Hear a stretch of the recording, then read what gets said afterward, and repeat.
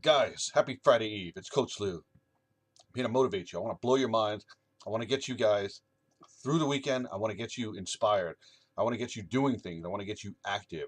And I want to talk to you about a post that I put in our group earlier today. And I'm going to read it to you. I put, "You're reading this, and I'm looking you right in the eye right now. And I'm telling you, number one, believe in yourself." Now, what does that mean? I'm going to tell you guys something right now. There is no one on this earth who can motivate you, who can inspire you, who can make you do the things that you have to do to get through these workouts, to get through anything in life, except for yourself. Only you have that power to do that. There's nothing I can say or do to push you. You've got to take it upon yourself. When I'm speaking to you, when I'm inspiring you, when I'm motivating you, I'm giving you words that you're going to replay in your mind, and you may not realize it, but it is yourself that is actually doing that. You've got to reach down inside yourself, and you're the one who's got to pull yourself forward, and you've got to get yourself motivated. No one can do it for you. And the way you motivate yourself is by believing in yourself. You've got to tell yourself you are the shizzle. There's nothing you cannot do. You must tell yourself that you're gonna crush these workouts. You're gonna get through this. You're gonna go day for day for day. And when it hurts, you're gonna get stronger. When you feel like stopping, you're gonna get up and you're gonna keep going. And there are going to be days where you can't keep going. But you've got to just wake up every day and you've got to put yourself in the mindset that you do believe in yourself. You got to wake up in the morning. You got to look in the mirror and you got to tell yourself, I am the best thing. I can do this. I can make this happen. And I'm not making this stuff up. This is what I do. This is how I can do things. I had people tell me I couldn't do the asylum. I had people in the beginning tell me I could never do P90X. And they were all wrong. So I'm telling you right now, you've got to believe in yourself. Now, the other thing I want you guys to do is I want you to set goals. I want you to have daily goals. I want you to have weekly goals. I want you to have monthly goals. Daily goals can be things like very simple. I'm going to work out every day, or I'm going to work out 6 days a week or 5 days if you're doing T25. I'm going to do my best every day. I'm going to eat clean every day. And that's a non-negotiable promise to yourself, those things that you tell yourself. You've got to force yourself to believe in that. And then your weekly goals are going to be things like, I'm going to do each week of the program. I'm going to do week 4 and I'm going to get through it. I'm going to do week 7 and I'm going to get through it. Doesn't matter. And then the monthly goals are going to be things where you're going to say to yourself a little bit of the opposite. You're going to say things like, I'm not going to torture myself worrying about not losing a pound every day because I have monthly goals. My monthly goals are to take photographs and to weigh myself. My monthly goals are to always look forward, but to review my past progress and to learn from anything that I might not have done right. And the reason why you have monthly goals is because, look, there's, there's no diet on earth, there's no workout program on earth that's going to fix you in a few days, in a week, possibly not even in a month. I mean, it's going to take time. It took a long time to get out of shape. It's going to take a fair amount of time to get back in shape. And I'm telling you, you can't give up. You gotta give yourself these goals. You gotta set goals, and when you have a goal, you gotta put dates on it, and you follow it. And those are your check marks. Those are your milestones. And before you know it, you've come a long way. Now the next thing is you got to do the work.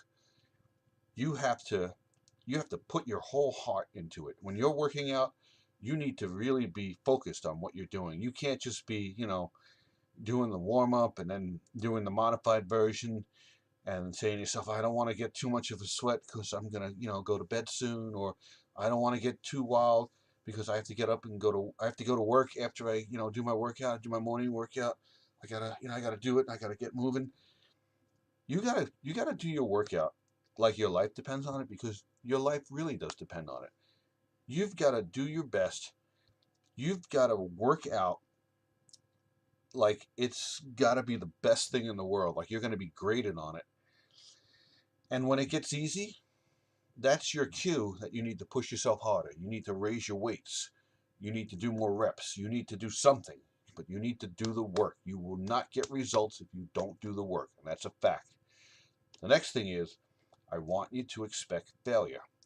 Failure is a part of life. If you're not failing, you're not growing. And I had to learn that the hard way. One of the great things about being a coach is we read a ton of personal development. We read so much information, so many different books by such great authors, like, just for example, John C. Maxwell. And I have been basically made aware of the fact that failing is a good thing. There's a saying that I learned this year that really hit me hard. Sometimes you win, sometimes you learn. And failing is about learning. There's a big difference between failures and quitters. A quitter just gives up. Quitter said, fuck it.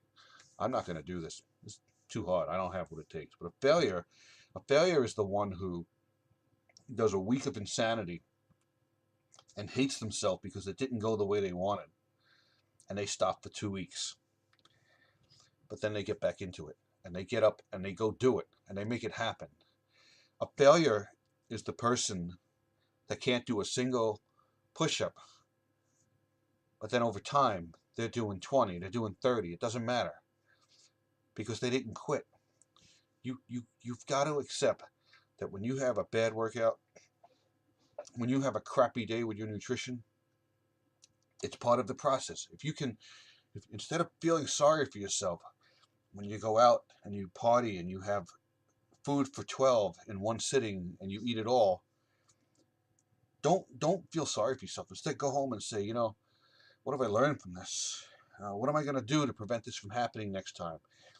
Am I going to eat a salad before I go by my friend's house because my friend's mom is an amazing cook?